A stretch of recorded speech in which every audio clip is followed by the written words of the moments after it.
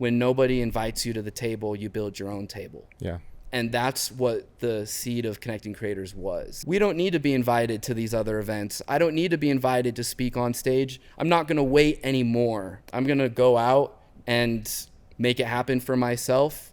And in the process, others. like everything has just kind of unraveled. Like I got to speak on stage. Kensington got to speak on stage. I got to perform my music for the first time. Our emphasis is more on a deeper connection than just like meet 100 people. It's like if you can make one really meaningful connection, like you can change that person's life and they can change yours. And that's what we really want to facilitate. Okay, well, let's actually get this thing officially started. Mike Kensington, welcome to A Filmmaker's Journey, you guys. Thank you for coming to the studio. Yeah, thanks for having us. Absolutely. Super hyped to be in here. Yes, and it's probably fun for you guys to see it in this light because you guys were here hosting your own event. Yep. Yeah. And it's very different. It's almost like we flipped the script 180, and now it's like a new world for you guys. Dude, absolutely. The LED wall. Yeah. And when we did our event in here, having like our logo, Yeah. being able to watch videos. Our next event is going to be in here at the end of the month. Yep. And we have 3 featured creators, like local creators, that they're going to be able to play their work on this, do a short Q&A with them afterwards. Yeah. So it's been dope. Just like doing creator events this past year has been one of the biggest changes and the biggest like blessings and biggest things going into this next year. Yeah, and for part sure. of that has been like able to connect with you throughout with Connecting Creators as well. Yeah. Because during that event, probably seeing me put my video up was like, oh my gosh, we should be doing this. And then what's so funny, and I talked about this in my last video with Zane, it took 5 episodes for me to realize that this is something we should be showing people stuff on. I'm like, Yeah. what? Duh. Of course, it's a massive TV. So I mean, it's so cool. And It's yeah. part of why we wanted to do the next one here is yeah. to be able to highlight the work of creators that are in the community. And It's interactive. I mean, the last one was such a massive success. People loved it here. So, I mean, we're glad to be back, and we're excited for the next one. Heck yeah. No, I'm excited to have you guys here again, do this podcast with you guys. This is the first time I've done a duo. So we're going to figure this out together as we go. Yeah. Because I want to learn both of your journeys, but I know they come together, obviously. Yeah. And we want to get to that point. But at the same time, I want to like kind of pick the pieces apart. And I'd love to go deep on certain aspects of your life as, you know, things come up in your story. And it's like, let's talk about that. And I'll kind of pull those questions out of you guys. But let's just take it back to the beginning for you guys. I'm sorry. Yeah. Nope. Let's talk about what you're doing right now, because we kind of touched on the Connecting Creators, and that's why I was ready to move on. But I really want to talk about that now, and I want to talk about your music. I want to talk about Viddy Studio. I want to talk about all these different things you guys have going currently, and it seems like you're doing everything together. Yeah, absolutely. Pretty much, yeah. Which is even why like you're here. Our stories kind of actually start together, then separate, then come back together. Cool. Because our moms are sisters. Yeah. So We're we're cousins. Your cousin. Yes. And we hadn't worked together growing up or like anything like that. Like we kind of both went our own ways, but then found our way, started to work together when I was building my video production company called Temple Mill. Around 2021 we had like a shoot in Vegas for like a entrepreneur mastermind. Those were like the main clients I've worked with throughout my career has been entrepreneurs. Cool. And I needed some extra hands, and we hit up Kensington like, hey, do you want to come down to Vegas with us for a weekend? We'll pay for everything, pay you, blah, blah, blah, whatever. He was down. And then it ended up just going so well between like his interactions with my client. I mean, and also Kensington and we balance each other out very well, because a lot of where I feel like my weaknesses are like his strengths. Yeah. So So you guys vice are very versa. different people. For sure. I've Yeah, for noticed sure. that. But even the way we're dressed, the lives that we've lived, like we're very different, but we align on values. Well, You know, that's- we appreciate a lot of the same things. And that's what I appreciate about your guys' relationship is I can just tell. And when I first met you guys, I can just tell you're very different people. But that's like the most important thing in a partnership is to not be the same, but have the same values. Yeah, So And absolutely. it's so fun to be able to participate in building each other's dreams and Yeah. building each other up. And like growing up, I'm was it 6 years older than you? 5? You're 32. I think 5. Yeah. I'm 28, so 5 years. All right. So or 27, 6 years. Anyway, almost 28. There's like a bit of an age gap, long story short. And so like I always saw Mike as my younger cousin who was extremely creative, a bit of a rebel, did things his own way, but he was incredibly fun. Yeah. He had an energy to him and like a dynamic personality. And so it's fun to now work together and see him realize some of his dreams and to have a little part of that. Yeah. And like he's also helped me realize some of my dreams as well. And you know, we sometimes joke that he brings the fire and I bring the ice. He's very passionate. He's got a lot of energy. I'm very even keel for the most part. And honestly, it's like a beautiful balancing. And sometimes we need more fire. Sometimes we need more ice. And we try to really lean into each other's strengths. And it's really nice to have someone that you can rely on, that you can trust. Yeah. And in our case, that trust has been built over, you know, Mike's entire life. Yeah. Because you're here first. Yeah. And then, you know, especially the last, I think we're over 4 years now working together. Because he also was the oldest cousin out of all my cousins on my mom's side. And both of our families were really close growing up. Because we're from San Diego. And then when I was like 7 or 8 was when our families moved to Utah. And my family moved to Provo. His family moved to South Jordan. And my family, there are 3 boys in his family. Yep. And then my family has 5 boys and then 1 younger sister. So growing up, it was just like all the boys. Yeah. And he was like the ringleader cousin, you know. That's cool. And we had a lot of fun. Yeah. We did some crazy things. A lot of it inspired by some of Mike's ideas. And now it's like really cool. You know, now I'm in my 30s. He's in his mid 20s. And like we get to keep that energy going. Yeah. And, you know, now our relationship as family is closer than it's ever been. And, you know, sometimes people say like, don't work with family. I was just about to talk about that. It's tough.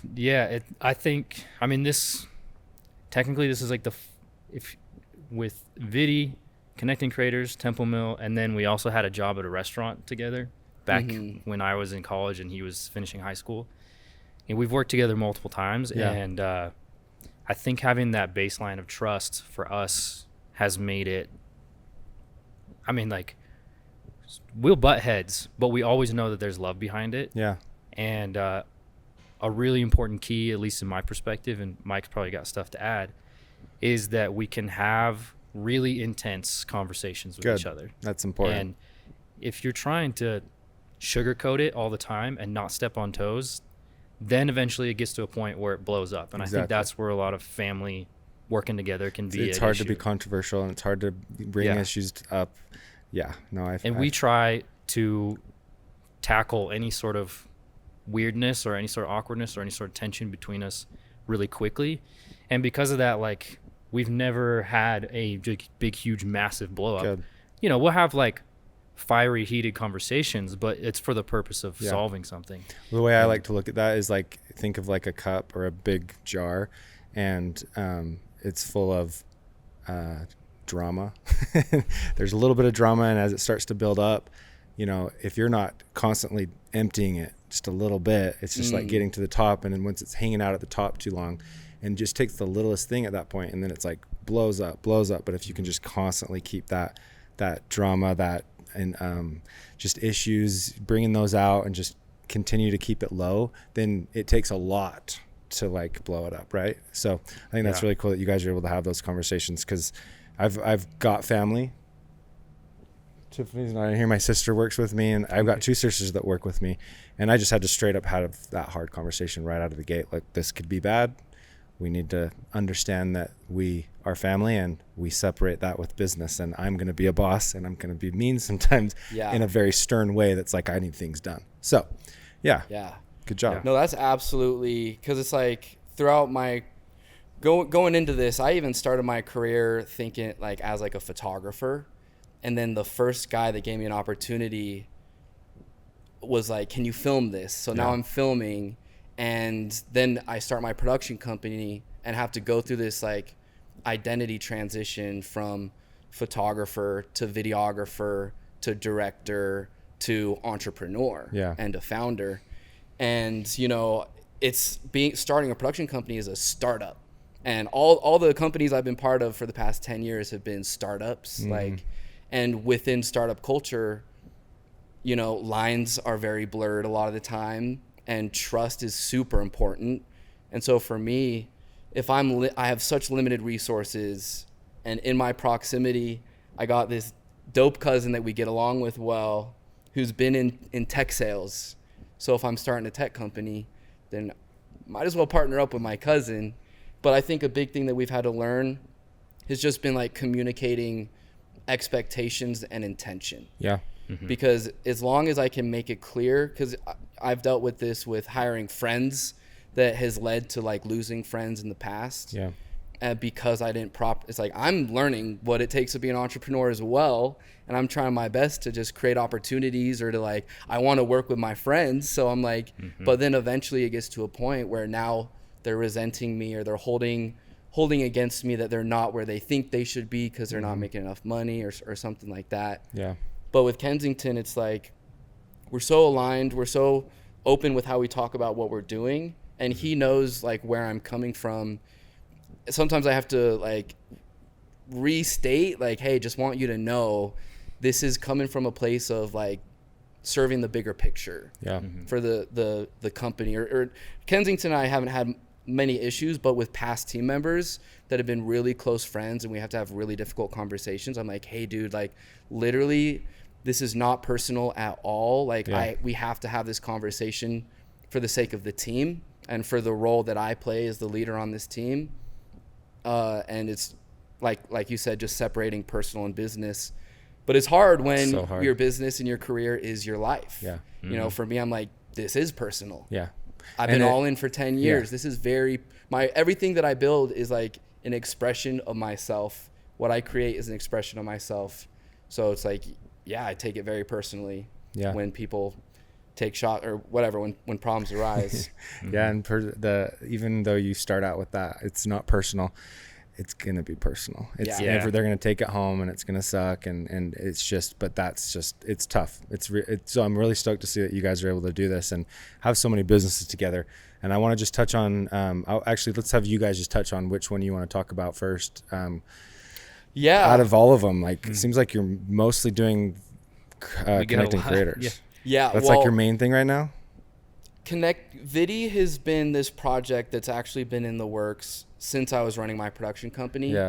And we are in a place where we've been rebuilding, preparing to launch again. Let's pull up that Instagram. So it's like currently not available, but once it is available, like it is a really exciting project that even with connecting creators and everything that we're doing is just the pinnacle of everything I've learned from my whole career and journey into one place.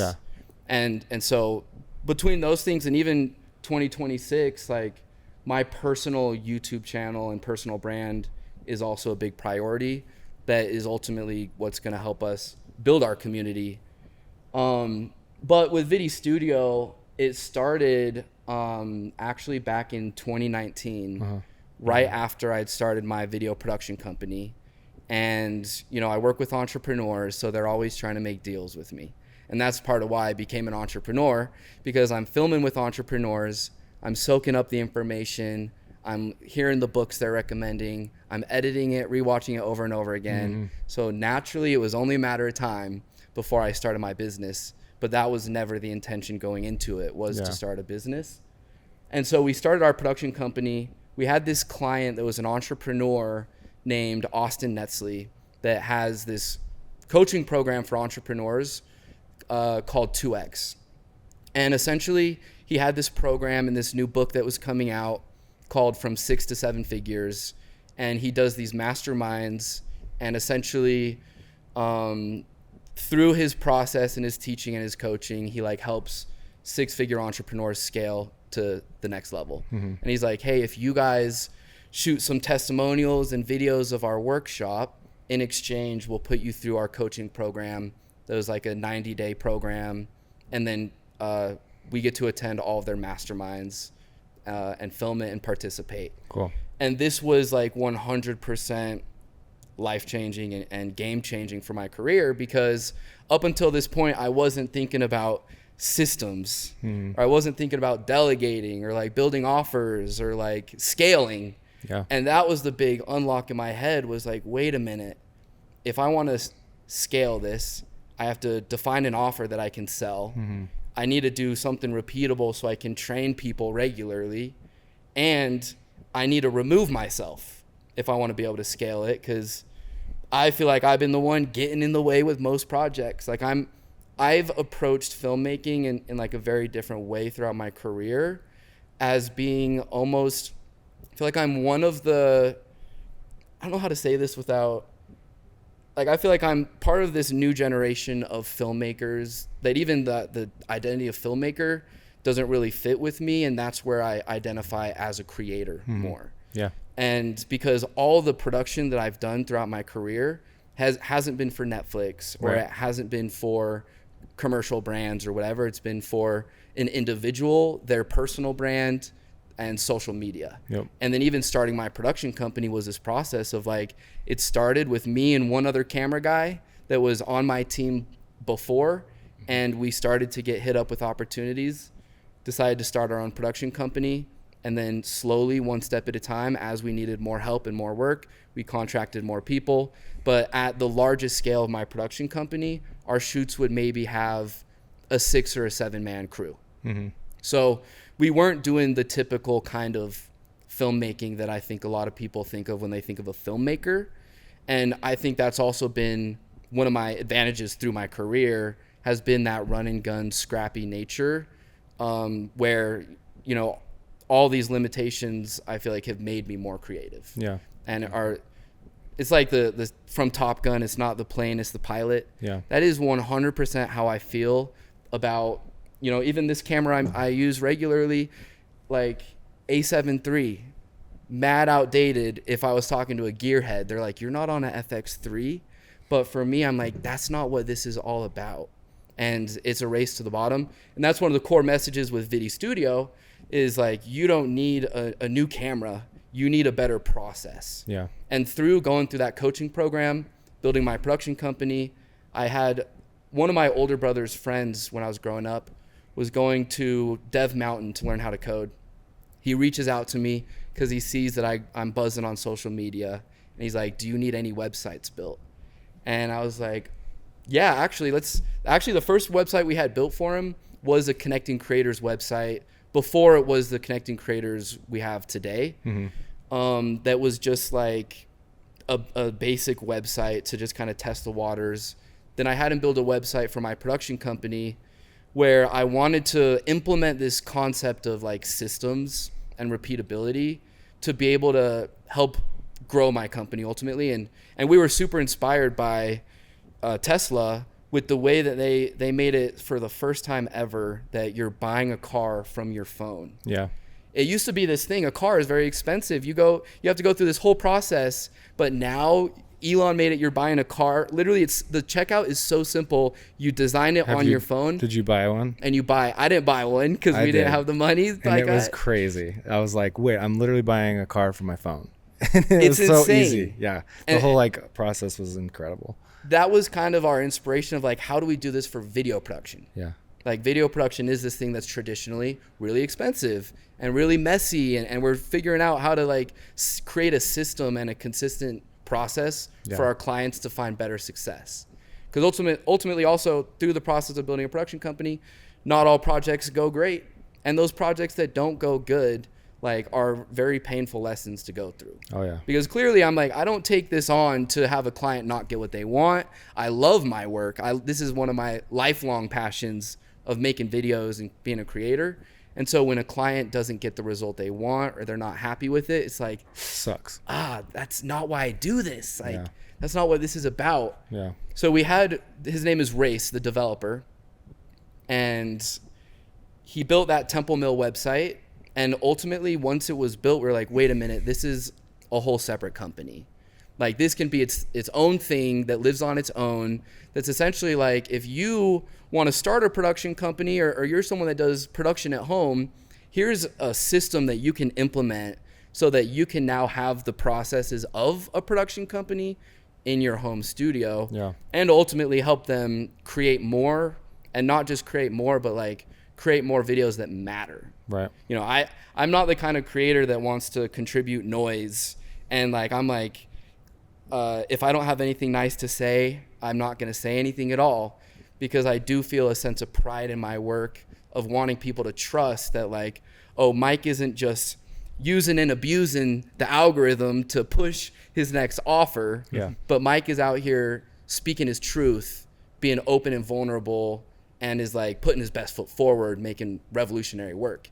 That's the impression I'm trying to lead, not this impression of like, how can I post 100 lame videos a day for my selfish needs so that you buy from me? And I'm like, I want to approach it completely differently from that.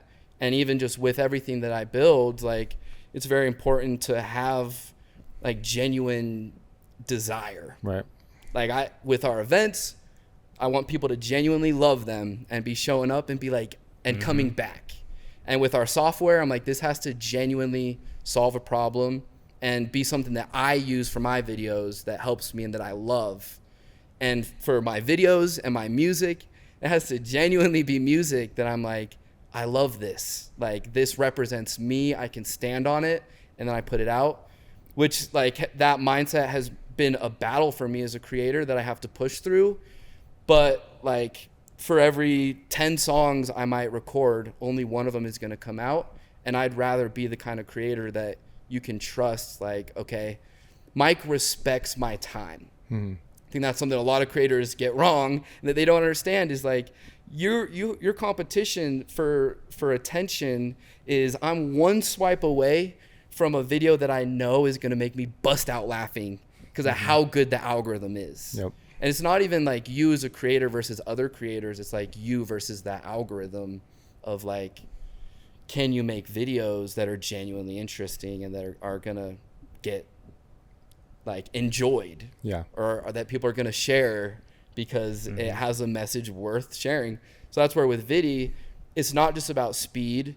It's about optimization of your process, organization, and ultimately like making videos that matter. Like the creators that I respect and the creator I'm trying to be, like with this podcast, you go out of your way to have 6 cameras, 2 massive spotlights, the LED wall. Like you're optimizing towards how do I make this episode the best, not towards like how do I make this easier for Tyson. If you were like, how do I make this easier, you'd have 3 DJI Osmos here. And you know, trust me, we made our lives, I should say, I made Lawson's life much more difficult starting this season.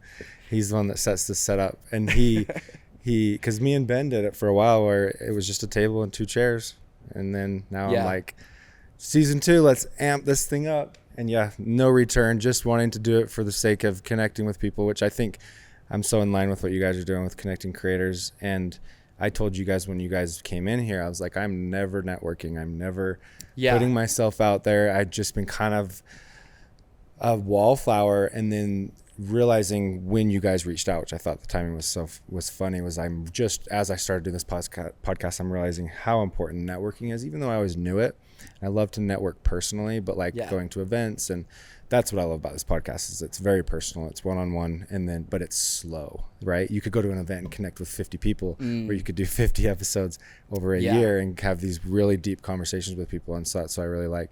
But so Viddy Studio and then connecting creators, tell me a little bit about like how that came about and also like what you guys are doing currently.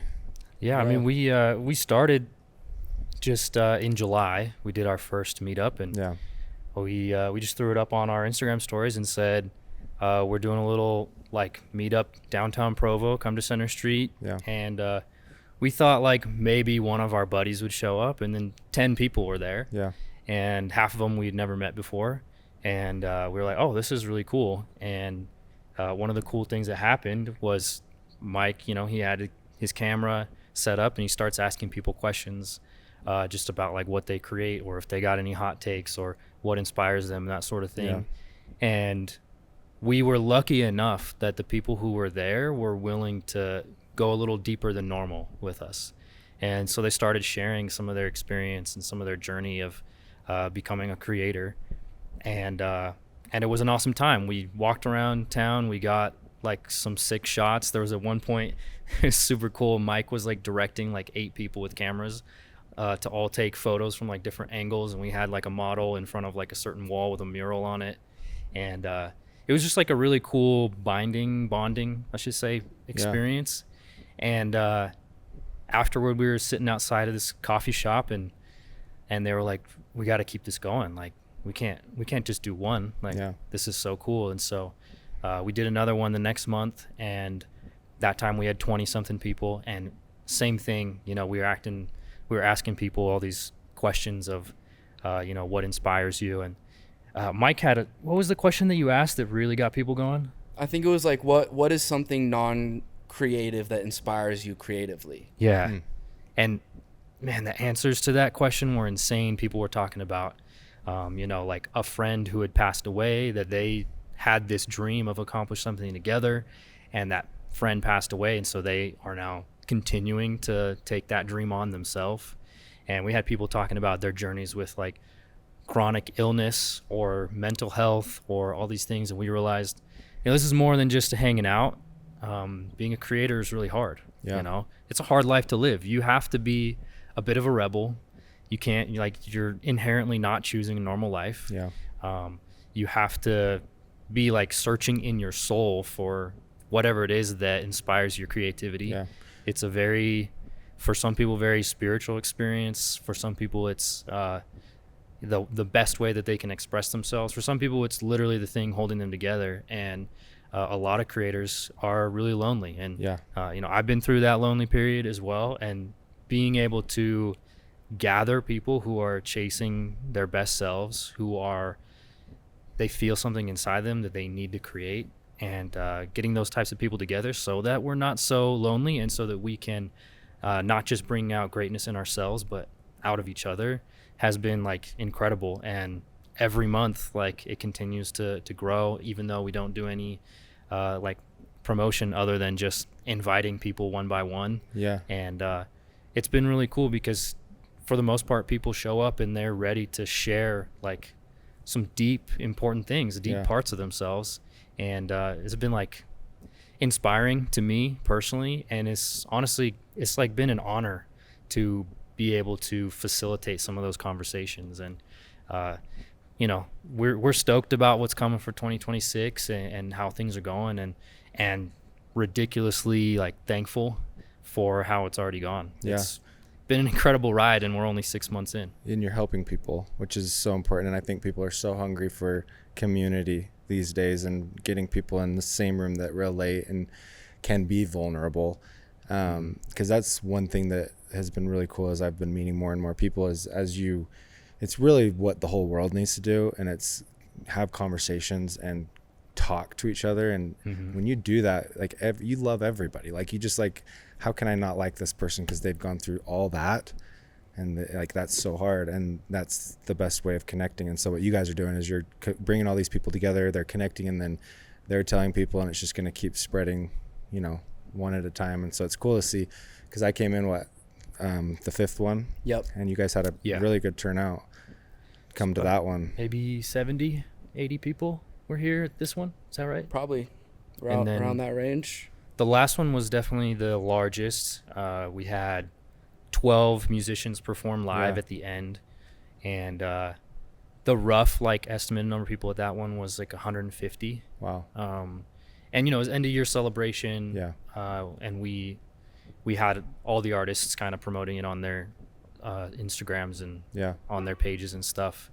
And it was really cool that even with that large of a group, we were still able to break into smaller circles and have those more intimate conversations. And we're excited to see, you know, how the next one goes and how these continue to grow. And one thing that we always emphasize is Connecting Creators is not a networking event or networking group. It's about connecting. And in my mind, and Mike can probably add some to this if he wants, connecting is a higher level than networking. The purpose of networking is purely for business, right? Yeah. But to connect with someone is like you're looking at them as a person, not as a tool to be used. Yeah. And that's no like hate on networking events. Like they have their place and it's good to do business. We're both entrepreneurs. We love that world, you know?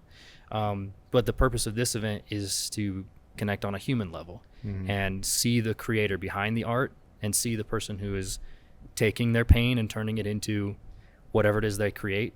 And so our emphasis is more on a deeper connection than just like, you know, meet 100 people. It's like if you can make one really meaningful connection, like you can change that person's life and they can change yours. And that's what we really want to facilitate.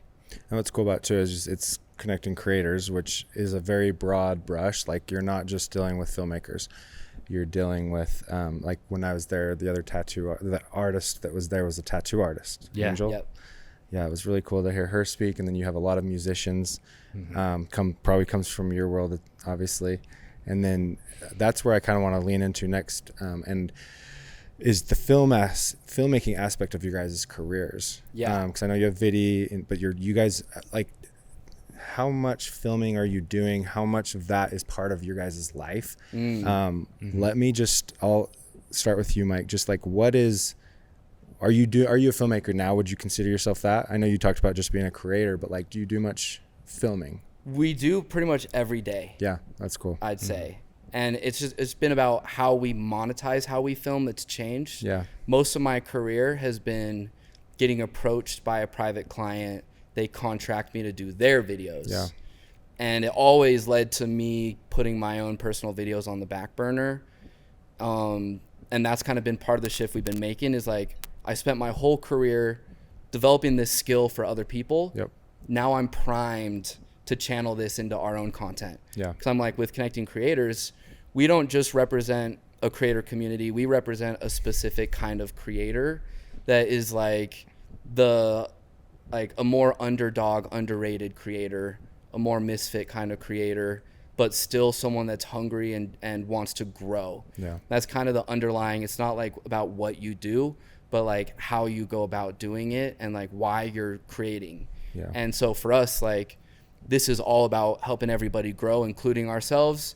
You know, Connecting Creators has turned into this beautiful platform that now we can create opportunities for people to be like, hey, do you want to perform at our next event? Yeah. Or, hey, do you want to speak at one of our events? And so it's just been like, honestly, really crazy to see how things have unraveled so naturally in a way unlike anything I've been a part of in the past. I guess the start of my career like started very explosively, and like I have had just a wild ride of a journey, but that's what gives me the confidence and the courage today to like speak my truth and like to find that, you know, I do have something important to say.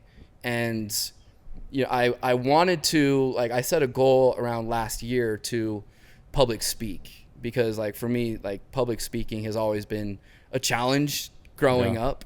And after shooting probably 100 podcasts and a bunch of content, and now I feel like I can actually say what I want to say. Whereas when I was younger, you know, I had so much fear.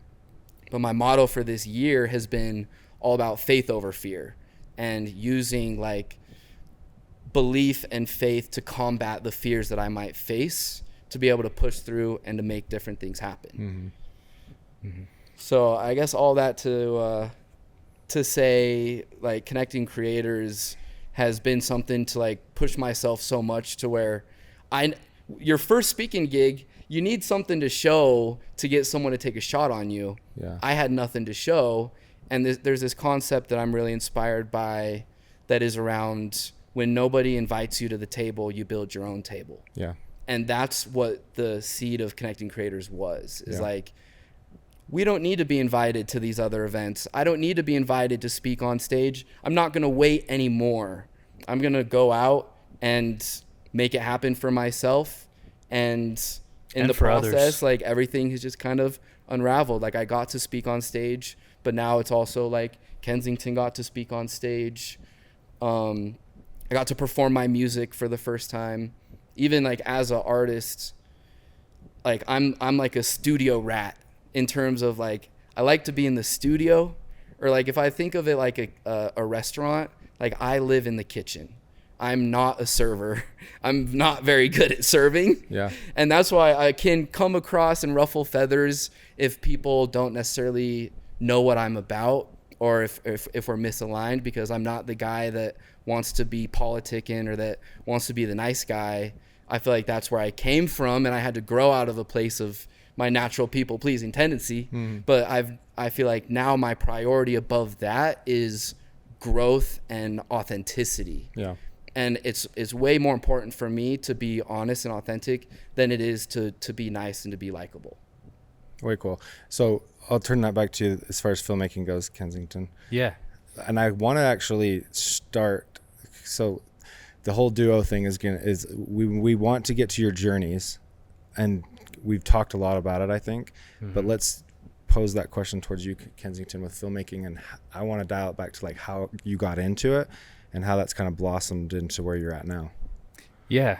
I mean, if you go way back, as a kid, we were making videos on my mom's old flip phone in the basement of, my brothers punching each other in the face. Yeah. Or I probably got videos somewhere of Mike doing whatever. And, but that was just a little fun thing. I didn't think much about it. I didn't identify as a creator or a creative person growing up. I played piano, trumpet, whatever, but I never thought of myself as a creative or artistic or even musical person. Yeah. I don't know why, but I didn't think of myself that way. And so it was never like on my mind to go down this path growing up, or even in college. Like I didn't plan on going down this path. I majored in Korean, and I was like one class away from a minor in Japanese.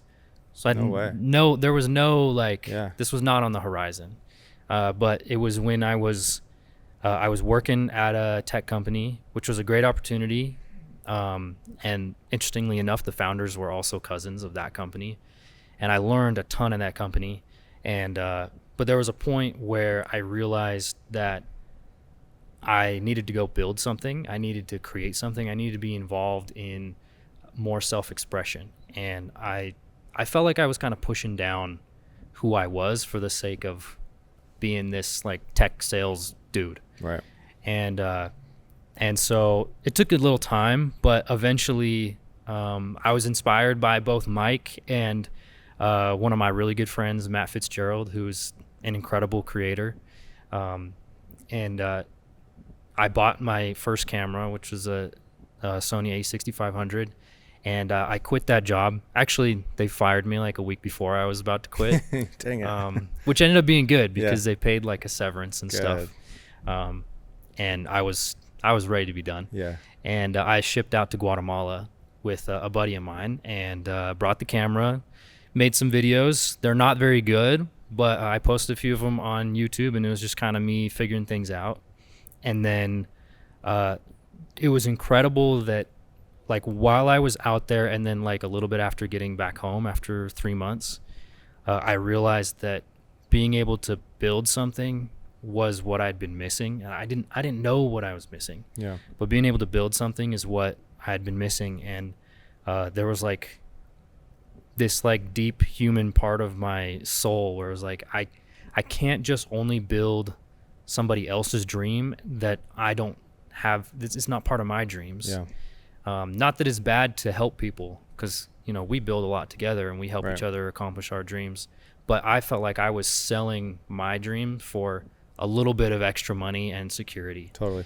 And so when I went out to Guatemala, took some videos, shot some things, learned a little bit about editing in DaVinci and all that. He popped off on TikTok in the Guatemalan scene. It's true. No way. Like randomly, his videos were getting tens of thousands of views, flooded with Spanish comments. Yeah. That's hilarious. Which was fun. There's a really embarrassing video of me. We didn't have a dryer, and so we hung our clothes outside to dry. Yeah. And I had hung all my clothes outside to dry, and then it started raining, and so there's like all my underwear out in the rain. And I'm like in Spanish, like, oh, mis calzoncillos, and like all the Guatemalans freaked out, and they're leaving all these comments. What did you say? What is that? It's like, oh, my underwear is in the rain. That's so funny. And so it was goofy, right? It was 2021, like You know, a lot of people were adopting TikTok really heavily at that time. And so that kind of like lit a fire. And then I came home and I realized that I really wanted to build something meaningful. And I thought that was being like a digital nomad. Yeah. But after going out there, I was like, that was a great experience. And, you know, I learned Spanish. I learned some Spanish, I should say. Enough that I could have conversations and I could survive. And then, but I realized that I didn't want to be living that life specifically, but chasing my potential and growing was really important. And then, like Mike said, he had a gig with this entrepreneur mastermind down in Vegas. And he invited me to go down. I brought my camera, even though I still wasn't very good at using it, and had some incredible conversations with him and the team and the clients out there. And I saw people go up on the stage and they talked about the entrepreneurial life and first exposure to Alex Hormozy. Yes, first exposure to Alex Hormozy. No, but they like there was a question on the panel that was like, "What's a book that changed your life?" And like all of them were like $100 million offers. Yeah. And we'd never heard of it. Yeah, I had just heard of it a couple of years ago as well, and it's crazy what he is still doing. Yeah, dude. He's nuts. He's an inspiration. The first time I actually saw him was it was a pretty like, you might think it's arrogant if you saw it, and he was like, I am going to be a billionaire, and I want people to be able to look back in time and watch my process.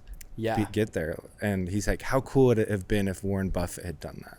Oh yeah. It's like interesting, but I didn't know him yet, so I was kind of like, well, this guy. Yeah. Now I'm like, dang, he's not kidding, and he's probably almost there, because I know his last book launch. His last book launch crushed. They made over 100 million in a weekend. Yes, so I'm sure he's there. Yeah. And that's not even the money that they invest in all these companies. So yeah, exactly. I'm sure the valuation's way over $1 billion. His net worth is definitely there. Yeah. It's crazy. Yeah. So that event inspired me, and then I think it was like a couple months later I ended up joining full time in Temple Mill in the video production company with those guys, and my main role was like sales, because that's what I'd done. And quickly on a small team you realize that your role is not so siloed. It's not so like just go sell. Like there's a whole lot more to do. And so, on shoots sometimes, I'd be an extra camera operator, or, I end up learning how to do switching for podcasts or set up lighting or a whole bunch of random stuff as needed. And so I've like picked up a bunch of random things along the way, but never been like the main director or even like shooter or whatever kind of title you want to use. Like I've always filled in where we need things. And so I only recently started considering myself a creator. I was always just like, I'm an entrepreneur. Yeah. But recently I've been like, no, like I do more than just try and build businesses. And in fact, all the things that we're building right now are deliberately to help other creators. And like Viddy Studio, we built it to help other creators. Yeah. Obviously, Connecting Creators, we built it to help other creators because we are creators. Mike's a creator. So many of the people that we love are creators. And so like along the way, I've picked up these random skills or pieces of like a filmmaker skill set, but I've never had like the traditional role. Yeah. And so when it comes to like who's the director on set or who's the creative director of like Connecting Creators or who's the visionary for branding, a lot of that we lean on Mike, and most of my role is like executing on what the vision is. Of course, some of that mixes, Mike he's obviously a powerhouse and gets a whole lot done. Yeah. And we bounce ideas off each other and as we build, but I've spent a lot of time as more of the integrator to his visionary. Cool. And that's why he is the CEO of Viddy Studio. I like to call him the creator of Connecting Creators because it is originally his brainchild. And we come together in a really beautiful way, like we talked about in the beginning, and fill each other's weaknesses with our different strengths. Yeah. I want to go back to that when you had mentioned having this desire to build something for you, and like you're doing this for everyone else. And I think everyone gets to that point if they've got that. It's interesting because a lot of people don't have that, where they're just like, and when we might get that feeling, it kind of feels like common sense or just normal. And so I love that, because I think that if anyone's out there that's like feeling that, I think if they've got that entrepreneur drive or that spirit of like doing something for themselves, they've got to listen to that, because they've got this drive to do something beyond just themselves and don't build someone else's thing. And I had that growing through each of my jobs, and I never knew quite, I just knew that this was something I had to do and had to listen to. And it's like, how do I need to build something that's mine and that I have ownership of. And then even now, as I've gotten into my business and it is my thing, I'm still building other businesses with my skills, right? I'm contributing to what they need, while in turn, obviously, making revenue, building my business, but I'm constantly feeling like I'm doing things for other people still, and still having that desire to like do something else that's actually mine and I have control of. Because I think if you get to a certain point, you start investing in other businesses too that you don't have full control over. You just are like kind of putting your money in things. And just recently, it's like I've gotten to this point where I'm like so tired of putting my trust into other people's projects and money, right? That I am just kind of hoping it's going to work out. I've been burned a couple of times. It happens to everyone. And where I'm getting at is that getting to this point where I'm ready to build something that I have control over to really feed that fire. Like, even though this content company it's like, what's the next thing? And I kind of talked about it at your guys's event, and it was like, it kind of ended with like, what's next? And it was to bring Alex Hermosi back. It really resonated to me when he was like, he brought up the whole McDonald's analogy about there's no profit in these burgers. Like, they almost make no margins, but then they've got these drinks and the fries that just crush it. And so, but there's no drinks and fries without the hamburger. And so what I'm trying to teach people now is like, we're all creators and we have these skills that we're developing in so many different areas. How do we use those skills to build something that you have full ownership of, that something that AI is not going to take over? You know what I mean? So I think it's really cool you had that. And so this is me just saying to anybody that's listening to like, listen to that and just to continue pursuing it and talking to people like yourselves to get inspired and go and pursue those things, because you will always have it and you will never feel like you're fulfilling your true purpose unless you go for it. So for sure, I'll get off my soapbox now. No, well, I'm resonating. I'm loving it. And like, I feel like it's so important to be aligned and chasing your true passion, your purpose, because when you get to the inevitable moment that your back is against the wall, things are going poorly, and everyone else has given up around you, if you're not truly in love with what you're building, then you're also going to give up at that moment. And like, I feel like a survivor as an entrepreneur in my career, that there have been many moments that I should have stopped. I should have given up, and that other people around me were stopping, that they're telling me, Mike, you should, people that I love and trust are telling me, Mike, like, we're worried about you, you know, like you're struggling out here. And it is still an active struggle. You know, I still feel like I'm at the starting point and we're just getting started. But ultimately, it's like, being an entrepreneur has its pros and its cons, and depending on the kind of person of what you want to build. But if you're not like in love and passionate about what you're building, then as soon as things get hard, you're going to want to stop. Yeah, you're not going to want to keep going because it's too hard. And if you don't love it, it's like, what am I even doing? And For so sure. Totally. I wanted to kind of talk about your guys' whys and like why you guys are doing this. You've probably brought it up a couple of times, but when you talk about struggle and this purpose of like, what if something got hard, why would I keep going? And obviously it comes back to your reason and your why of why that is. So I'll just ask you, Mike, like, what is your why? Because you're doing so many different things at one time and you're passionate. What keeps you going and what keeps you from giving up, I guess? That's a great question. And definitely something that I had to, find on my journey, that deeper why, because I'm very almost to a downfall, like non-financially focused and like very much so a purist in the way that I approach my art, that even for me, like as a creator, like I am genuinely a massive fan of great music, great videos. Like I am a fan. Yeah. I've been to probably over 100 concerts. I go to movies all the time.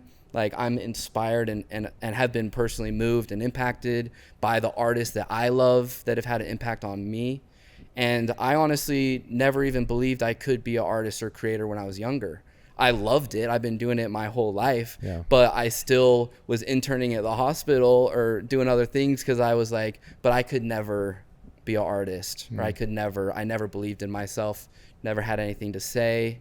But where I'm at now and like why I'm creating on a regular basis is, one, I want to create the best, greatest art to my abilities, to one, prove it to myself. I'm very much in a proving it era of my career, of feeling like an underdog and really showing people like what I'm about and standing on what I'm building and what I believe in. But like, I don't want to make $1 million on an album. I want to spend $1 million on an album. Like I want to be able to genuinely become one of those great artists and creators that can inspire someone the way that Tyler the Creator inspired me, or the way that other artists and creators that have had a big impact, because being able to genuinely get tastes of that impact remind me like why it's so important what I'm doing, because it's this constant balance between the short-term mindset and the long-term mindset. And usually the short-term mindset is saying, Mike, bro, you haven't had a job in 3 months. You haven't gotten a steady paycheck in your entire career. You've never had a steady paycheck, like it, and you're getting job offers. Like it'd be way easier. Take this job offer and take that relief. But for me, it's like, one, I've come too far to just do that. And I feel I'm at a point with my dream and my vision that I'm too committed to it to compromise.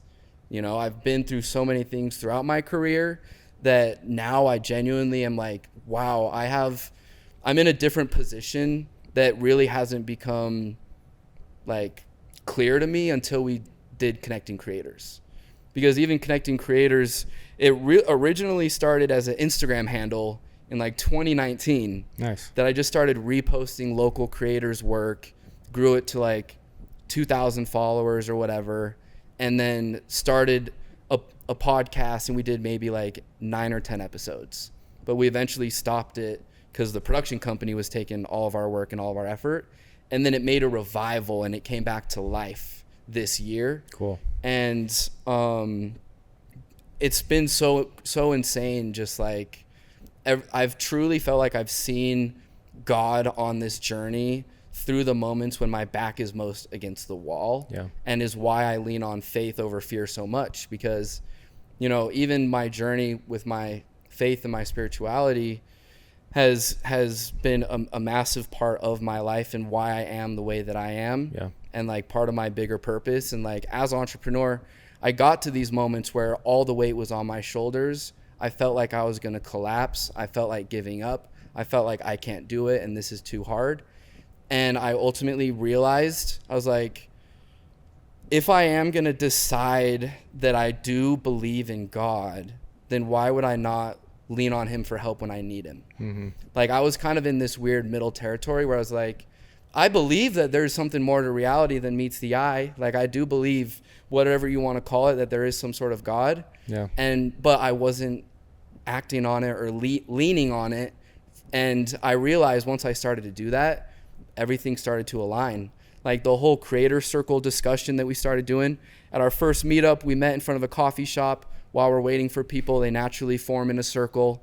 We throw out the questions, and that just happened organically. And we're like, whoa, this is so insane, giving creators a chance to open up.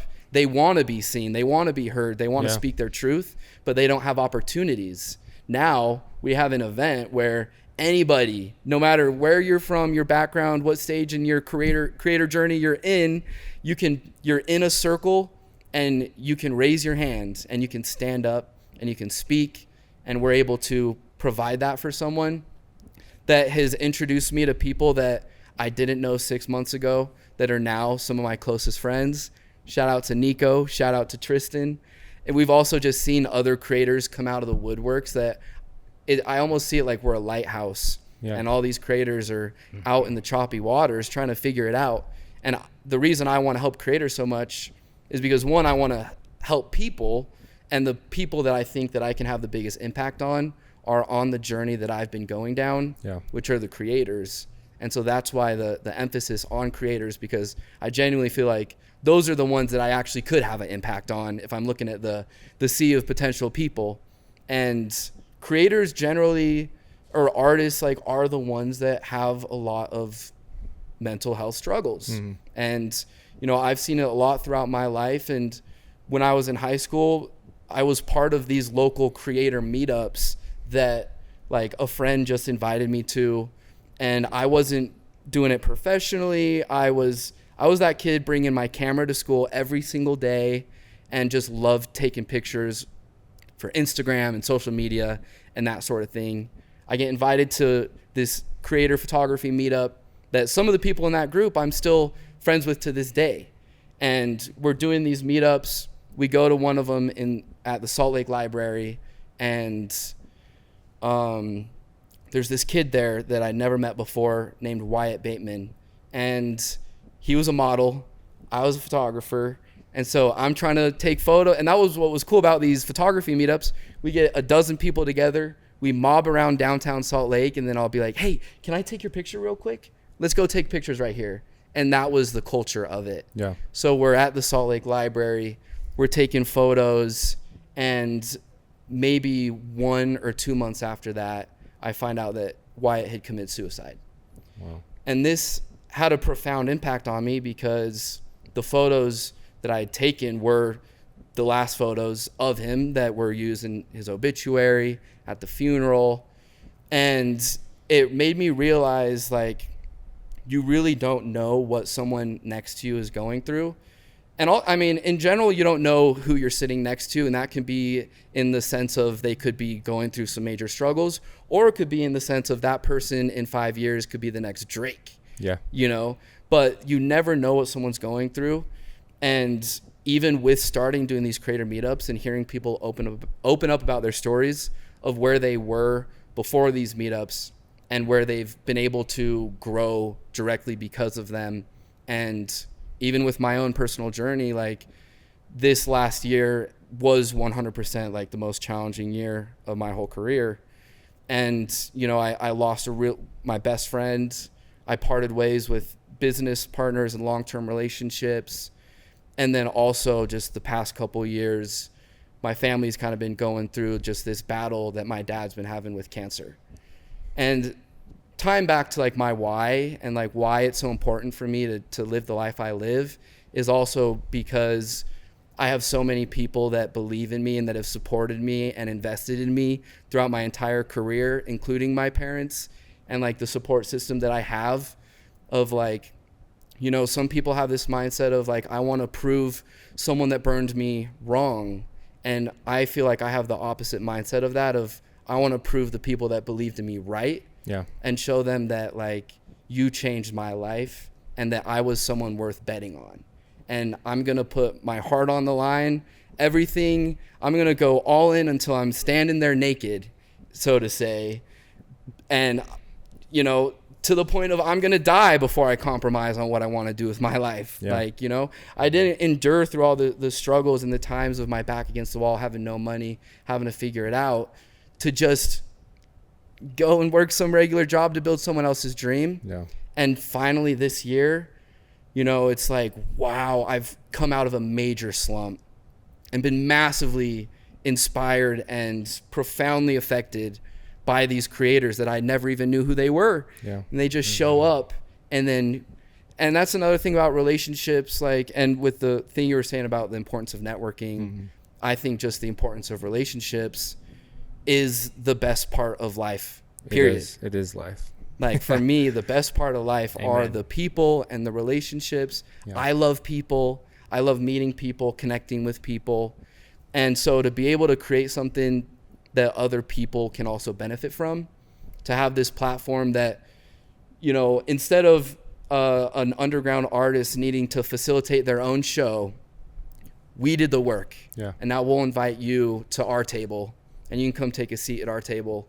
And, you know, really that's what Connecting Creators is all about, is like empowering the underrated creator to keep going and to not stop, because you're going to want to stop.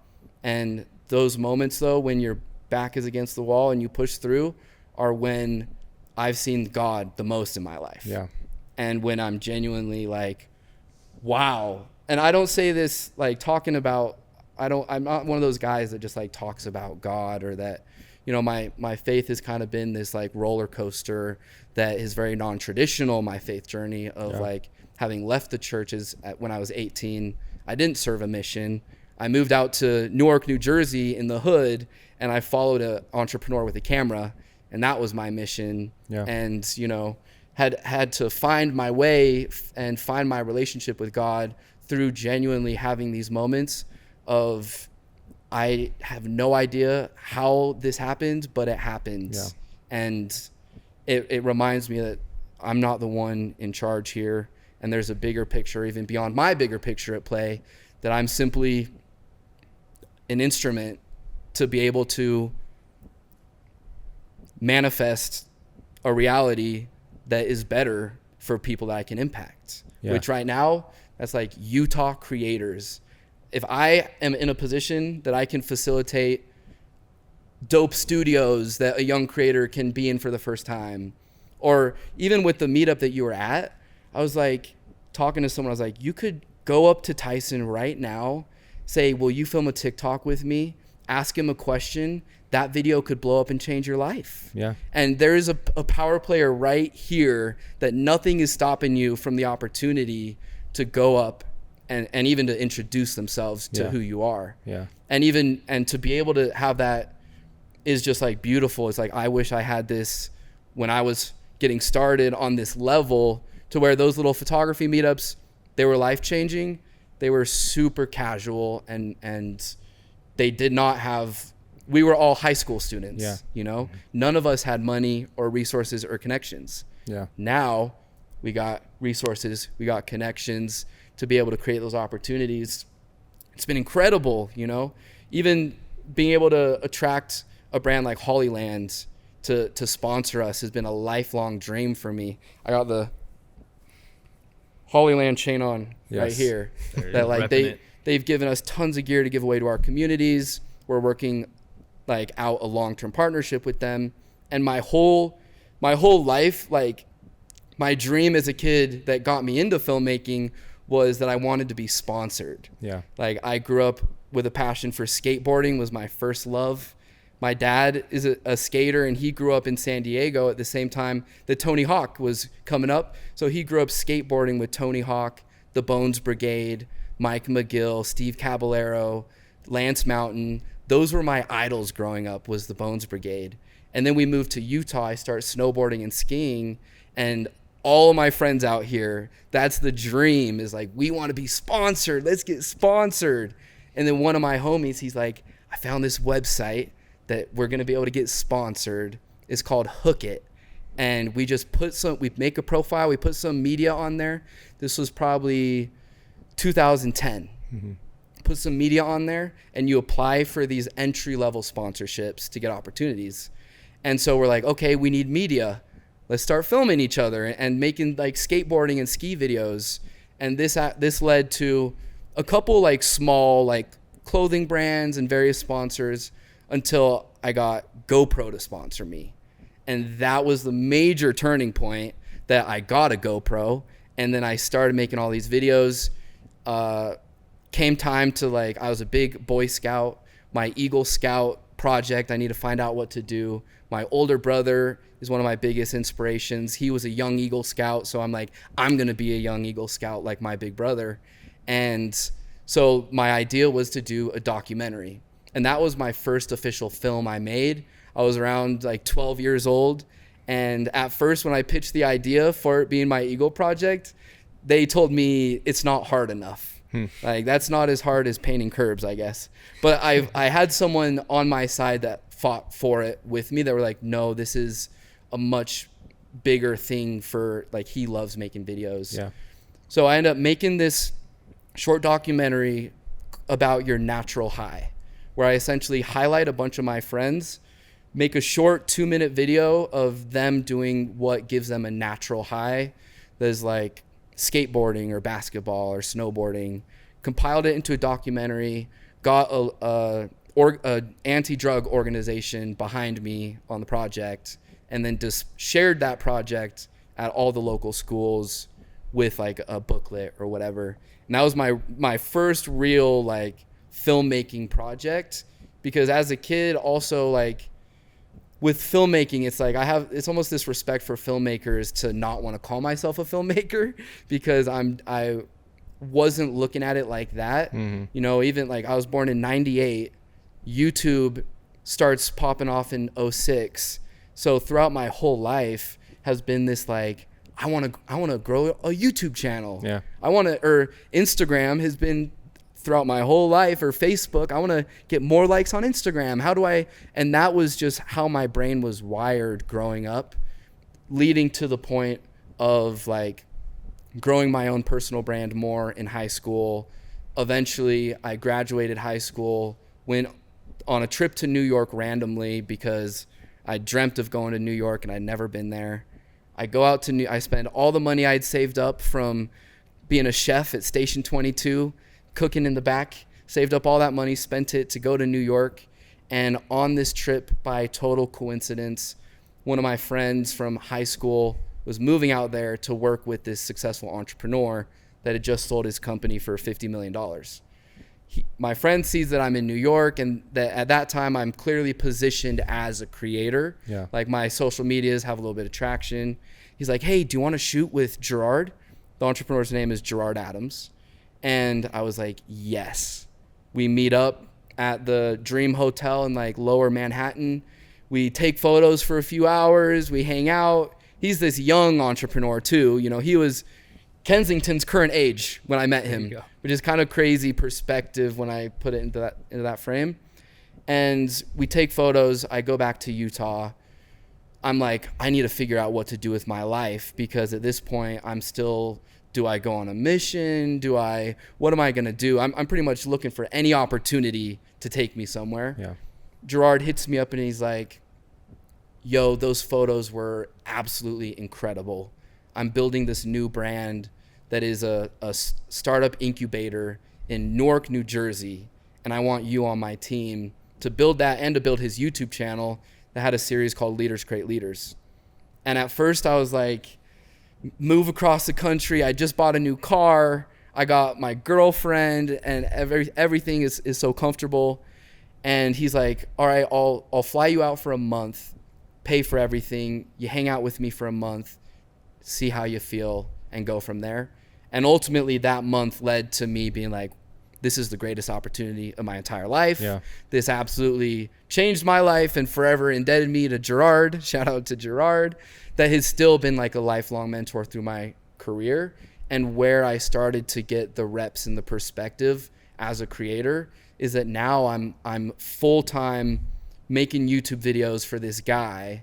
And before that, I never even realized that you could make a living off of videos like that. I just didn't believe, it just wasn't a normal thing to be a full-time or a professional creator. And this was 2016. So it's getting more normal, but it's still pre-TikTok, like pre-IG stories, I think. And that led to like a 2-year journey of starting my career in Newark, New Jersey, filming on a small media team under a director named Digital Jeff. That's also one of my creative mentors that has like blown up on socials the past couple of years and has taught me so much. And was also where I was introduced to another, he was 23, I was 18. He was coming on as another camera guy, but he was from Lancaster, Pennsylvania, which is like where the Amish are. And my dad would always joke, when he'd be telling people about Gerard, he's like, yeah, his video team is a Mormon kid and an Amish kid. And my friend wasn't actually Amish. His name is Truman. But that was the start of us working together. And he honestly was the person that taught me how to use Premiere Pro. Like, he was coming from more filmmaking background. I was coming from that more photography background. And Gerard was a wild card. You know, he'd be like, Truman, come with me. They go and shoot. And then, Truman, you might have to take some photos. And if you don't know how to take photos, then you got to figure it out. Yeah. And Mike, if you got to film or edit something, then Truman's got to teach me. And we end up growing a lot with this entrepreneur until eventually getting to the point where we're getting hit up. We have a lot of demand for other projects. And we're like, let's start our own company. And so me and Truman, we get the first client. And they're like, well, what's your company name? And we're like, we don't even know yet. We got to figure something out before we sign the contract. And I grew up on Temple View Drive. He's from Millwood Road. So we're like, let's take Temple Mill, one word, Temple Mill. And that was the formation of Temple Mill Productions. That was a six-year journey of full-time, all sorts of production jobs that you can think of. And the forming years of what led to the process and ideology behind Viddy Studio. And, you know, we were building Temple Mill up until early 2024, which was when we eventually decided that we had to really focus on Viddy Studio if it was ever going to have a chance. Right. So we decided stopping the production company, and I still do freelance work and personal videos, and that, you know, that's how I make money to be able to survive and keep building Connecting Creators or Viddy, because neither of those businesses have made us money up to this point. But I genuinely just love being able to solve problems, create videos and projects, and take a lot of pride in, you know, not only being able to travel and go places, but to be paid and have that be my job. Yeah. Like this last year, or I guess 2 months ago, I was hired to go to South Africa. Yeah, that was right after the event. It was right after the event. Yeah. And I got back like 2 days before the event. And people are like, what are you doing in South Africa? That's crazy. I'm like, I'm filming a YouTube video. Yeah. And it's like, I feel blessed to now be in that place that, like, as a kid, that was my dream. And now it's like I've been able to go to Africa or get paid to go to Colombia or to travel the world doing what I love. Yeah. And is exciting to be able to bring that into Connecting Creators, because being a creator is a global movement. Yeah. It's not just something that's local around here, but like, so with Connecting Creators, like, we want this to be a global brand. Yeah. We want to do a creator writing retreat all over the world, or we want to do Connecting Creators North America tour, and we do a tour across of America with events in all different cities. Like, we want, and that's why our Discord, our YouTube channel is such a big part of the brand we're building. Yeah. Because it's for that global community. Yeah, fully community based, and you guys are fostering that and growing it. Yeah, I love the Discord. It's cool to see everyone connecting in there. Yeah, because I'm like, we want it to be a community group chat to keep things continuing. And a lot of people are like, they resist new softwares and Discord. But it's like, I'm not going to throw everyone in an iMessage and give out personal phone. I like to keep that separation, even with clients, to be like, let's have a Discord channel. And if you need to contact me, we'll do it in there. Yeah.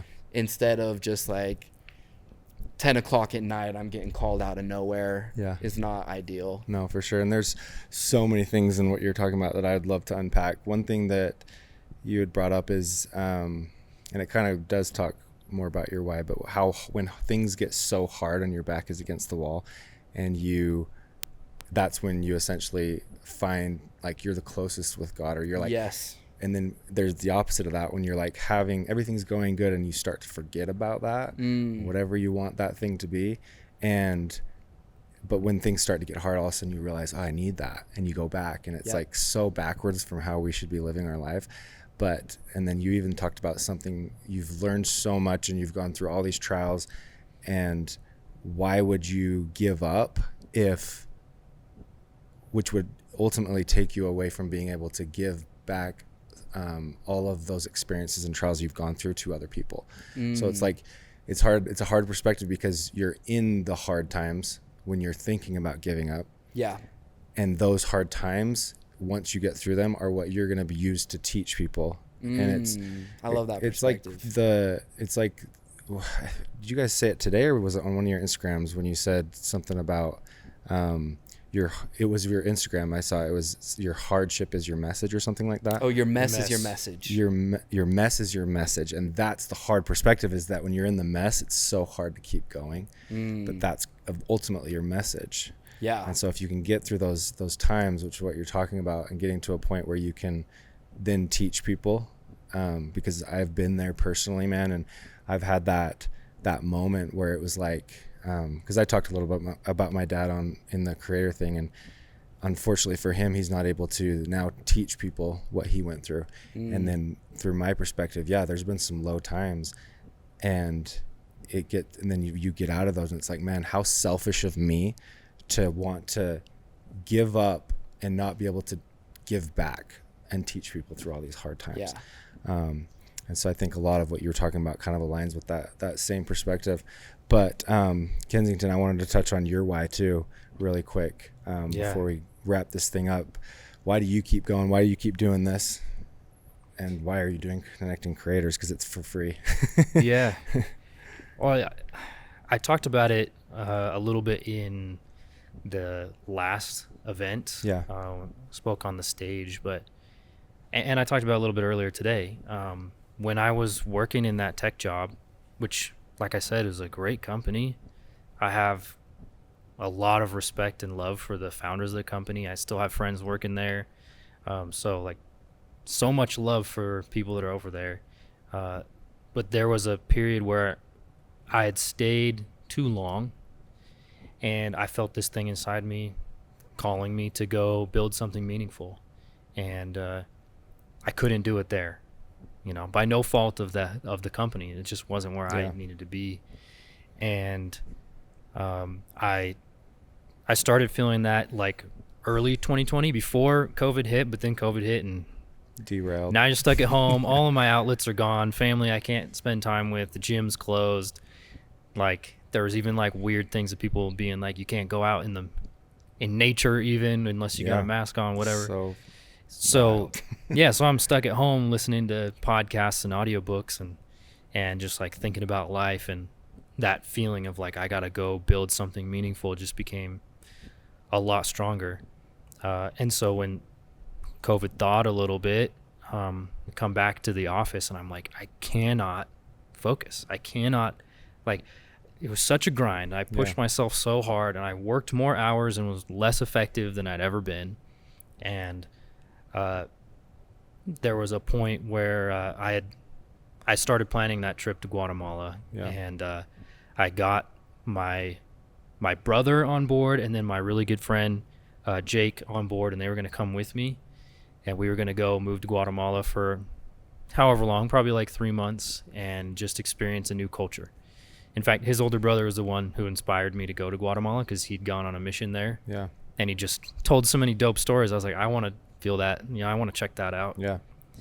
And so I started planning this trip, and it was like a lighthouse on a hill for me. It was the thing that kept me going when I felt absolutely horrible. And, at the worst moments, there were times when I got into my car and I started driving towards Provo Canyon because I was going to just drive off of one of the sharp turns going up to Squaw Peak because I was done. I was like, I hate myself.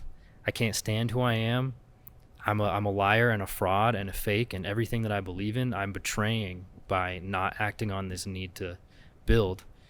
And along the way, I would convince myself or trick myself into not driving all the way up there by stopping at this little taco shop in Provo called Rancheritos. It's by the Fat Cats, if you've ever been over there. And I'd be like, I'll just get one more carne asada fries. And because that's like my comfort food. That's what I grew up eating, after ball games or whatever with my dad. And then I'd be like, well, now that I got the fries, like I don't want to make the car messy, so like I'll just go home first and eat it there. And it was my way of tricking myself out of making a massive mistake. Yeah. And that probably happened like 30 times or so. And there was one time where I was like, I have to change my life. I'm like, either I'm going to end my life, or I'm going to end the life that I'm currently living. And so I decided that I needed to burn down everything I was doing now and start over, because otherwise I wasn't going to be around much longer. And so I started planning this trip to Guatemala, and it gave me just enough to hold on. And then there was a critical moment, which is probably one of the greatest mistakes of my life, which was I was this close. My brother and my friend Jake were down to go. They were ready. Like they were going to drop their jobs and they were going to move out there with me. And I was getting close to like going in and putting in my 2 weeks and getting out of there. And then my boss, who I still love to this day, he called me in his office and he was like, hey, we want to move you to a different role. And it was going to come with a significant pay bump. And it seemed like it was going to be easier to do and align with my personality better. And so I ultimately chose to take that role and canceled the trip to Guatemala. And it didn't take long before like that sense of self-betrayal and self-loathing reached an all-time peak. Yeah. And it was because I knew that I had felt this thing inside me that I needed to go do something incredible. I needed to go chase my potential. And I traded that for, a couple $1,000 extra and some security. And so I couldn't look myself in the eyes in the mirror, and I was just filled with self-loathing. And so I was like, hey, this time I'm actually going to do it. And I mentioned before that they fired me like the week before I was going to put in my 2 weeks, which worked out, and it was great. And the mistake, like even though I did eventually get to go to Guatemala and I had an incredible experience, because I waited an extra 6 months, my brother wasn't able to go with me. And so now I have permanently missed out on that experience with my brother. Even though it ended up being incredible and life works out, like there was a penalty for me not acting on that thing inside me that was telling me to go build. And by finally like listening to it, even though it was a bumpy journey and I made mistakes along the way, and I didn't get to have that with my brother, I did get to go with my buddy Jake. We had an incredible experience, and then that kicked off all the things that we've done together. Very cool. And so when I'm thinking about like what keeps me going, it's what's the point of living a life that is not worth living? Like, you got to make your life worth living. And for me, that means being true to what I feel called to do, and also serving other people. And similar to what Mike said, he feels like the people he can serve the most are creators. And I felt that way too, as someone who's cheered creators on from the sidelines for most of my life, and now I'm finally in the arena. There's no, like, it started with me chasing my personal potential, and very quickly I realized that my greatest fulfillment is seeing others grow as I'm also growing. So just me growing is good, but when I see, like, when I'm able to participate in seeing Mike reach his dreams, when I'm able to see people in Connecting Creators reach their dreams, when I can be someone who is a mentor or connects them with an opportunity, and we're both growing together, that's maximum fulfillment for me. And by finally acting on that thing inside of me, that desire to build and create, I unlocked new levels of my personality. I didn't know how much I loved people until I actually loved myself. And by switching from a self-loathing to actually loving myself, I now have like a nearly endless well of love for other people. And that doesn't mean that people can't get on my nerves, and there's, sometimes I don't check people sometimes, but in general, like, because I healed that thing inside of me, now I have this well of love and appreciation for others that I can draw on. And so in the early days, it was very much this toxic fuel that I've heard people talk about, of like, I just got to fix myself. Yeah. And now the thing that drives me is so much more positive. I am confident, I'm happy with who I am, while also still hungry to improve. And I love other people, and I love seeing them grow. And so it's like unbelievably fulfilling, not just to do it with him and see him grow and see our team grow, but to also be able to create tools with Viddy Studio to see other creators grow, and then to create this community of connecting creators to see other creators grow. And so that what started as toxic fuel and self-hatred has now turned into love, not just of myself, but of others. And so even when it does get hard and, our backs are against the wall and we might be a little low on cash, or something falls through, or there's a difficulty, like, I know that we are going where we're supposed to go, and that God has our backs. Mm-hmm. And that doesn't mean that everything we do is some sort of divine whatever. It just is like, because I'm going after who I'm meant to be, things are going to fall into place. Yeah. And when they seem to not fall into place, there's a lesson to be learned. Totally. And so I'm now operating from a completely different place than I was 5 years ago. Yeah. And I think that, like, it's always the theme of this podcast, that it always comes back to people and how our relationships are. Mm-hmm. And it's always interesting, and it's so easy to forget, because we can be selfish, we can be about us, and it's like, what can I do for me? And it's getting to the point where you can shift that mentality to put other people before you, and that's when fulfillment starts to show up, and you're just like, oh, this actually feels so much better. Not that you still have to take care of yourself, and you have to figure out your own crap, mm-hmm. But getting to that point where you can fix yourself because everyone's got something, and then turning that perspective onto other people. And I've been in my head debating if I give you guys this analogy, because I've said it so many times, but it's literally I think it's the theme of life, and it's literally like it's why we're here, and it has to come down to relationships. But I'm gonna say it. Say it. The airplane analogy. It is literally and I actually have said it so many times, but I think this time I'll actually say it right. So the purpose of an airplane, right, is, you would think it's to fly around and get to different areas, right? And what is the purpose of an airplane if it gets to a location? You might say it's to get people to their location and then turn. But if that was the case, it would get there and then turn back around. It's not fulfilling its true purpose, because it could fly, millions of miles around the world. It could, see all the things. But if it's doing all of that empty and it has no passengers, right? It gets to the end of its life, and it's like standing there getting awards. And, I'm relating this to a person that's done so much, right?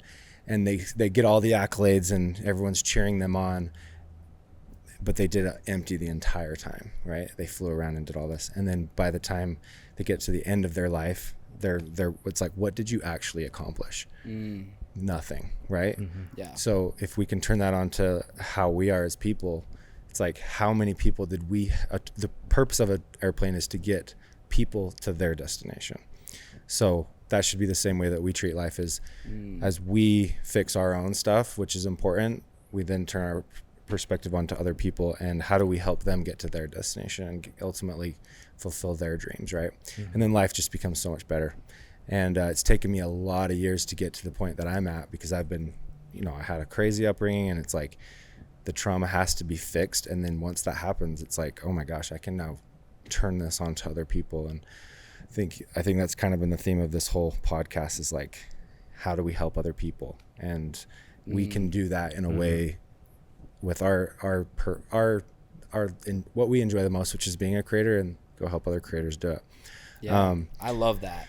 Yeah, it's a cool analogy, right? And I read it in a book called For God's Sake. I haven't heard of that one. You got to read it. I'll check it out. I'm always looking for a good book. It's a really good story, and it's my favorite analogy, because it hits home with, like, the purpose of an airplane is to get people to their destination. It's the same thing for us. Yeah. So I feel similar with connecting creators, that like genuinely the events and the environment we create at an event is optimized towards creating genuine transformation. Yeah. And even as we develop like different programs or offshoots of connecting creators, like that's what this is all about. And I like this kind of comes like with a Hermosi / Gary V mindset on like content and work. But I genuinely believe like when you can create that life-changing value, then there will be, then the money will find its way if you're genuinely creating that value. Yeah. And I saw that in the masterminds that I was in, where I was like, how is he charging $10,000 for a ticket to this mastermind? And it's because if you can convince an entrepreneur that I'm going to 10x your business, then you'd pay $10,000 for that all day. Yeah. And if you can create that and we're not optimizing the transformation for the sake of higher ticket prices, but in terms of like maximum amount of value that we're providing, and then leaning into just that faith that whenever we've needed God in our corner, it's worked out. Yeah. And if we just do our best, we're moving like with pure intention, and we are helping people, then I have faith that things are going to work out. I love that. Totally. I think that's amazing. How far are we into this thing? Yeah, we're there. Do we worry about the question thing anymore, Ben? Oh. Yeah. Well, I don't have any ideas yet, but, how about season 2, the guest asks you a question? That's cool. I mean, I think it should come from you when we do that in the future. Like, hey, you need to ask Tyson a question, instead of like, hey, will you ask me a question? I think that's a good idea. Because I'm curious. Like I've loved seeing your systems mindset with creator to company that you've been working on and developing. Yeah. And clearly to get to a studio of this level, you've had to, your entrepreneur hat probably gets worn a lot. Oh yeah. And so I'm curious, like with creator to company specifically, what's kind of your objective within 2026? Like you've mentioned potentially like a digital program or potentially workshops. Yeah. Which I love both of those ideas a lot.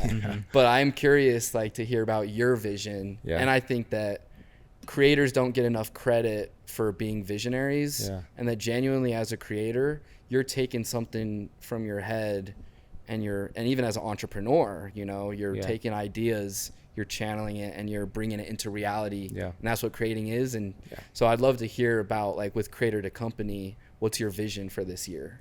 Yeah, and it goes all the way back to everything I've been talking about and like the bigger purpose. Yeah. And it's using what I've learned and what I'm good at, which is, I've developed skills as a filmmaker, and then I turned that into a business, and then I fixed a lot of my trauma, and it's like, okay, now I'm at a position where I feel like it's time to give back to people. And I think a lot of people in our industry, I want to say they struggle with the consistency, right? Or the sustainable revenue. And it's an issue that everyone deals with because of the world we're in. And so the theme of my entire purpose now is built on relationships. And so I'm trying to teach filmmakers how to have better relationships with their clients. And I've actually gotten a lot of people be like, well, what if the client, is this way, and they're jerks, or they're just kind of making you do more for, they're taking advantage of this flexible retainer that you're talking about. It's like, well, then don't work with them. That's like, just cut them off. There are good people to work for out there. And they're like, well, what if they are good people and they still do it? It's like, leave them. Like you have to not waste time on those clients. But to speak to creator to company a little bit, it's developed over a few years of me building a lot of really cool systems within Tyson Media to develop relationships, and it's all relationship based. Ooh. And so it's putting the client before your own needs, and it's truly it's just back to what I just said. It's trying to help them get to their goals. Yes. So how do you position yourself as a creator to help these businesses get to their goals, right? And if you come at it with that perspective, they are going to be more inclined to work with you again and again and again. And it's not going to last forever. we've had clients come and go. I've got one that's it's changed every year, but I've had to grow with them, and they're still clients, and they've been clients for 5 years. And there's clients that will be around for a year, a couple months, but every business is in a different stage of life. And so you as a creator can't come to them with a package and say, here's what I charge. When I say that, you can't come to them with a package and expect it to last, because they're going to outgrow those, or they will have a sale and they don't need that stuff. And so it's all about teaching creators how to build systems within their company to adapt to other businesses and clients and what they need. And I love that. And it all just ties back to just having good relationships and being able to communicate and be transparent and have integrity. And it's not just longevity in business life, it's longevity in life in general, right? And having a fulfilling life. And so the creator to company is a platform for me to be able to teach these systems and processes, but at the same time mentor people to have these relationships, right? I had one kid reach out recently, and he goes, because there's a lot of buzz around this word flexible retainer that it's been really cool to see, because that doesn't make sense. That's like a retainer is fixed. Usually set. It's fixed. And so the real correct term is flexible budget, but flexible retainer is fun because it is a fixed amount within a budget. So it's like 8 to 10K is your budget, and we flex between that. So we call it a retainer because it's consistent in that way, but then it flexes. But getting to a point where the retainer bounces back and forth, but being I'm trying to get to the end of this. The creator of the company is going, the kid's question. He said, right away I said, what's your, I'm making people think they need to ask what's your budget. And so you get to a point where you say in the pitch, you're like, okay, so what's your budget range? Well, I don't have a budget. And then all of a sudden they're like, what do I do from here? And he's like, so I started like feeling like I was backing into a corner, and I started all of a sudden, now I'm talking about my packages. And I said, okay, well, how about you flip that mindset and don't ever mention budget? To ask them that question, I mean. And while you're pitching them, you're talking about establishing this long-term perspective. Hey, I want to be in this with you for a while. I want to grow with your business. I want to do what you need. And then let's say your bid, then you price gauge them. Let's say your budget's 5 to 7K. Well, within that 5 to 7K, here's what we're going to try to do. And we're going to develop that over an onboarding process of 6 months. And so you've now priced, but you keep talking to them. And then a lot of the times what happens is by the end of the conversation or the next one, they go, yeah, our budget's 5 to 7K. And they've thought about that, right? And you may position yourself again, but you kind of like get them thinking about it, because everyone has a budget. If you're talking to them, they need content. It's like a 99.9% close rate if you're able to just figure out how you create their content. So anyway, that's the whole perspective. And I'm going to be teaching that. And it's all being launched through a digital product, which is going to be creatortocompany.com. is just going to be a full course on my client onboarding process, how I do flexible retainers, how I pitch, how I close, and then all these systems inside Tyson Media. I'm just opening up where it's like, here's our softwares that we're using. Here's how we charge. Here's how we have those conversations. Here's how we deal with objections. Here's our content strategy if someone doesn't have one, right? Here's all the platforms. So it's like everything that I do and have developed over the last 5 years, and really 20, is all coming together in this course. But then the ultimate goal is, yes, there's going to be value in all those courses, but then it's a community of people that want to grow a company. And then the long-term goal, Ben's yawning, he's ready to be done. The long-term goal, what's really cool is this will develop into something even bigger, which is what I kind of mentioned to you guys, and it's teaching creators how to build a company. So you're a creator, and I talked about this at your event. I said, AI is crazy. We don't know what's going to happen to us, but there's a good chance it's going to take a lot of these middleman jobs, where there's going to be positions for creators to position themselves as the person to teach or do the AI for the companies, but there's a lot of like middleman jobs that are going to go away.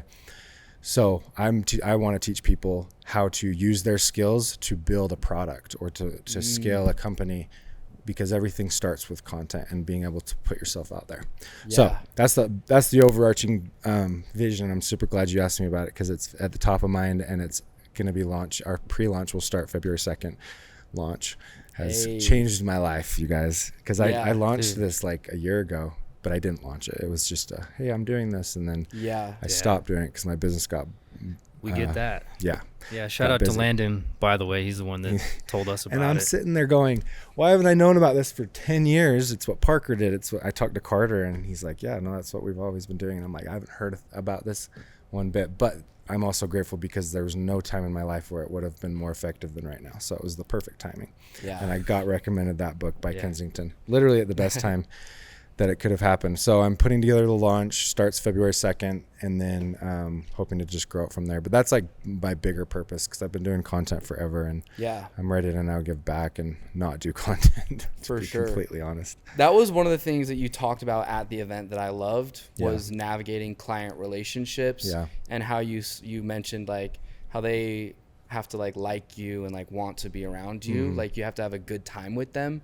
And that's something I've seen so true in my career, of like clients that work with you year over year are the ones where you break through those barriers, and after the shoots we're going out together. And especially when you travel with the client, it feels easier to break through those barriers. But it seems so like simple, but like people buy from people they like. And they want to work with people they like. So it totally makes sense. The whole creator economy is built off of that, It is. Yeah. But it's like, I feel like all of this, and a big part too of our vision, is just the opportunity right now for independent content production and distribution unlike ever before, where you don't need a gatekeeper. If you're willing to invest a minimal amount of money these days and put in the work, then anybody can use that to channel it towards a business or an idea. And that's like the power of your program, because I feel like most other programs don't touch on the business client side. It's all mostly like production heavy. How do you get the client too? And how do you get the client? But how do you retain them? And those are the lessons that you don't want to learn the hard way, unfortunately, of not setting expectations right, or like. So I'm excited to check it out and to see it. And our next Connecting Creators event, anybody is invited if you're a creator, on January 29th here at Tyson Media. In this room. We also, like, this year, one of our big goals around like homecoming time is to do a festival type of event. Cool. And to really like, not just like Coachella that's all music, but more like South by Southwest. That's like film screenings, live music, food, tech, all like a creative convention fair. And so I'm excited going into this year. Hopefully there's more that we can do to collaborate. We've got our podcast that we'd love to have you on at any time. And even just in the future, doing more meetups and pushing the bar, like however we can support what you're doing, And of course, just personally, I'm super interested in creator to company, like that's right up my alley. And it was funny because I didn't want to do a new brand. I was like so against it, because I'm like, I put so much time into this, and I love my logo, the TM. I don't necessarily care about it being called Tyson Media, but so I put together the logo, and I tried a bunch of things, and then it clicked that the TO between creator to company, I made this into an O. So it was so I don't have to rebrand. It's like, that was easy. Sweet. We can lean into the logo, and it doesn't have to be crazy, but it does make sense. It's definitely something that's bigger than just this media company. So for sure. But you guys, we got to wrap this thing up. I really appreciate you guys being on. This was really cool. We're grateful. It was really cool to go back between each of your guys' journeys, and this was a deep one. This was very like, it was heavy. It was also healing. We tend to go that way. No, it's really good.